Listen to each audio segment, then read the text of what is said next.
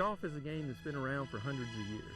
One of the things that makes it unique to some of the other sports that you may be familiar with is other sports have umpires and referees, and in golf, we have rules officials that are on the course, but they're there to assist the player. The thing that's unique about golf is the players are there to govern themselves. They call rules violations against themselves. A lot of times they're the only ones that know whether a rules infraction has occurred or not. So that is something very unique to our sport, and it shows a lot of character and integrity that goes along with our sport.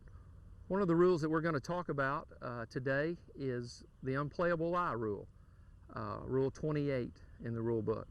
We're going to look at what our options are when we find ourselves on a place on the golf course when we're not able to play a shot, and we're going to look at all of those options for us so that we can best get out of that situation with the least amount of damage to our score for that day. We're on hole number 14 today at Old Fort. I've been lucky enough to hit a good drive down here. I'm kind of in that zone you may have been in before where you don't know whether to lay up or maybe go for the green, but I'm feeling kind of good today. I've hit a good drive down here. I'm playing pretty well, and I'm going to give it a go. And for the purposes of today, you can see that it doesn't end up so well. So we'll take a look at that.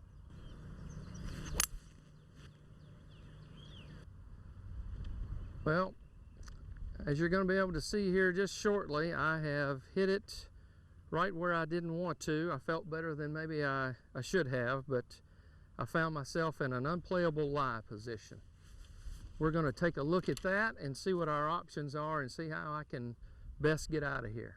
Okay, I know that Rule 28, the unplayable lie rule, gives me three options. One of those options is to go back to where I last played my shot, which was back in the middle of 14 fairway.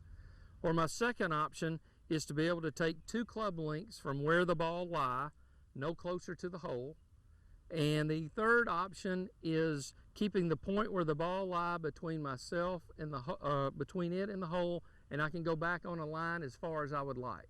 So right now we're going to measure those out, and I'm going to see where my best option is. Remember here, you do not want to pick your ball up under any of the rules until you know what your best option is.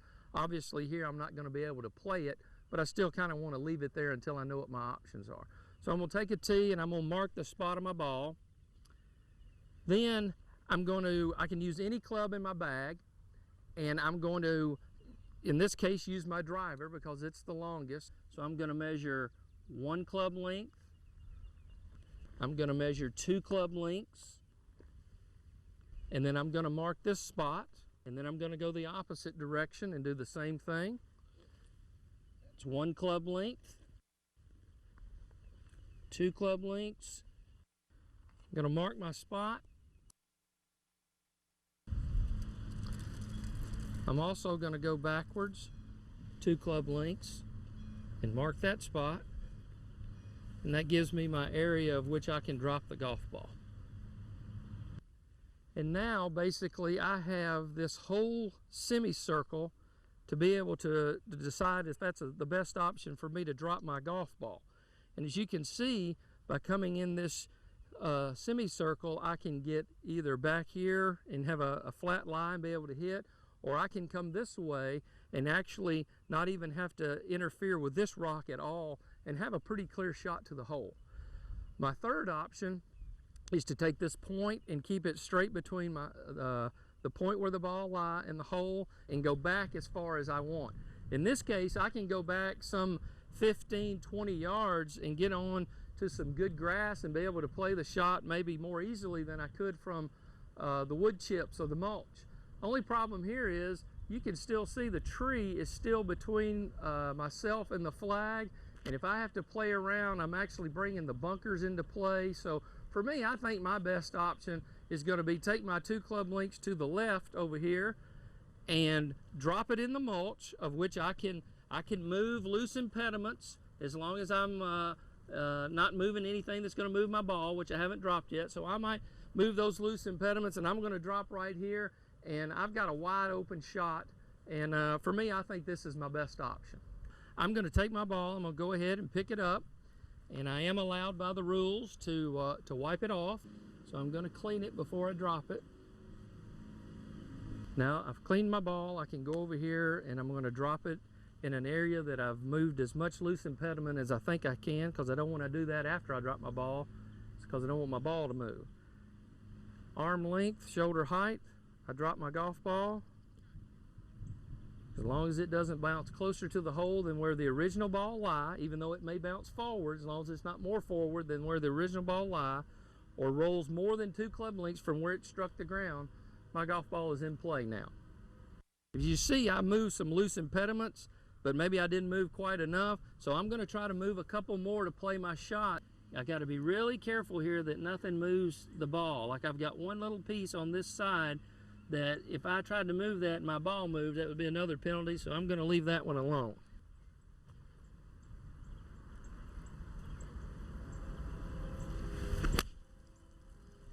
There I've been able to take advantage of the rules. I've hit the ball up on the green, gave myself a chance to save par, even with a penalty stroke. Remember, this is just one instance of a ball unplayable. All 3 of the scenarios that we gave you as options to get out of that situation will be the best choice in different situations. So just remember that. The one thing that we see a lot of times is not that people do something wrong in a rule, but sometimes they maybe didn't take the best option, and then when we ask them about it or talk to them about it, they didn't realize that that was an option. So remember, one thing that we're all trying to do is save strokes on the golf course. One of the ways you can do it is by knowing the rules.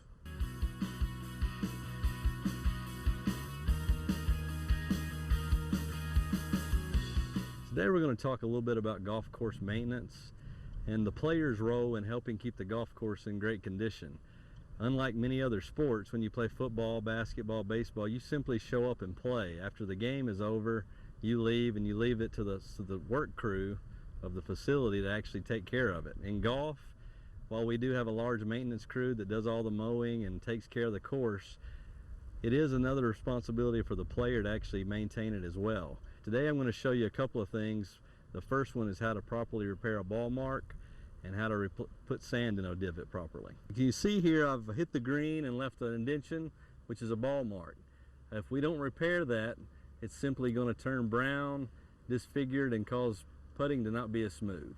So the proper way to repair that is, we don't want to put the ball repair tool in and pull up, which is what a lot of people do. You want to simply push in all the way around as such, pushing in. Once you finish that with your putter or foot, lightly tap that in.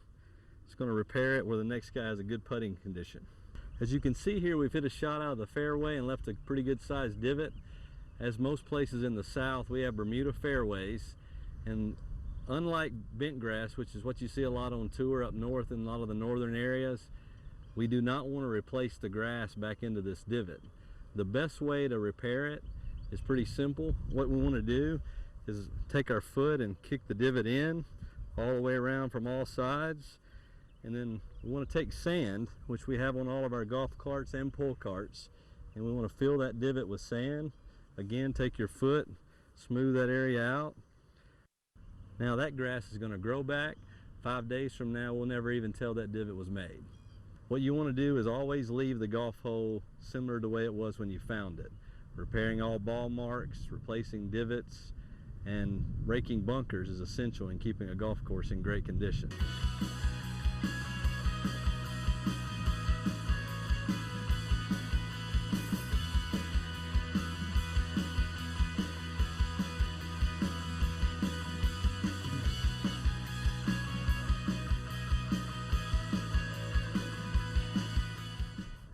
One of the most enjoyable parts of being a PGA professional is giving golf lessons, building relationships with students, and trying to get people to learn the game better.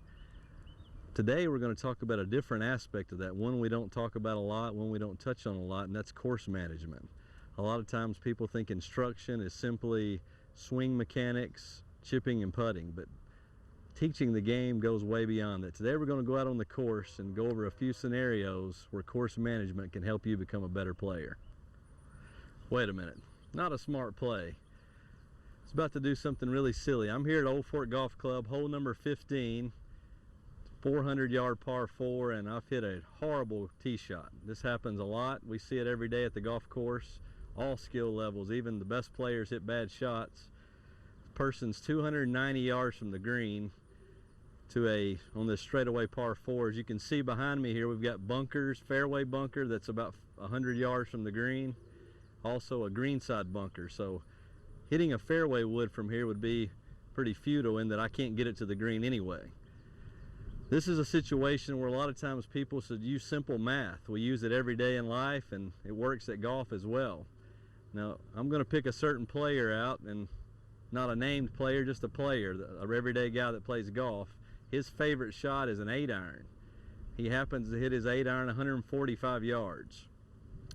So if we do simple math, this player could instead of taking this 3-wood and probably compounding the problem, you got to remember he was on a tee, flat surface with the ball teed up, and put the golf ball here. Now he's asking himself off of tall grass to hit a 290-yard shot into a green with bunkers everywhere. Not a smart play. His favorite club, his 8-iron, hit it twice and he's on the green. So instead of making a huge mistake and hitting this 3-wood, I'm going to go get this player's favorite club, which is the 8-iron, hit it twice, and let's see what happens.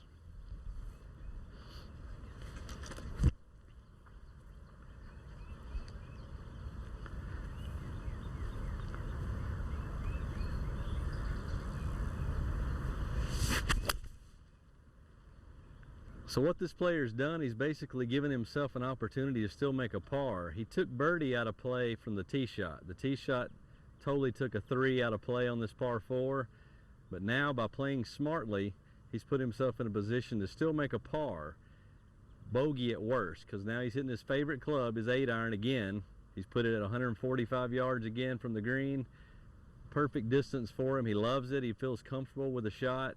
And this is going to give him an opportunity to make no worse than a par on this really hard par 4.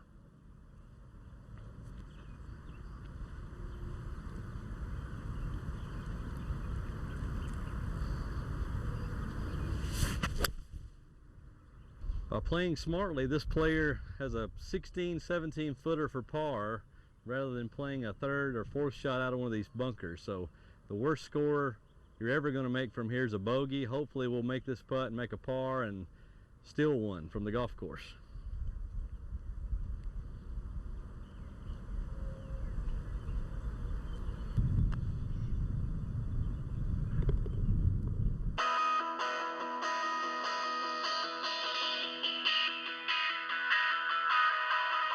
We're really excited about 2010.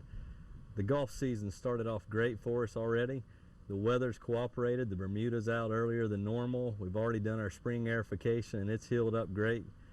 We're looking forward to a lot of rounds this year due to the great weather we're having. One of the best things we have going right now is our new loyalty card program. For only $10, it offers a lot of great deals. Call the golf shop or go to www.oldfortgolfclub.com to check it out. Really exciting. It should be great. It's a way for you to save money on golf in 2010.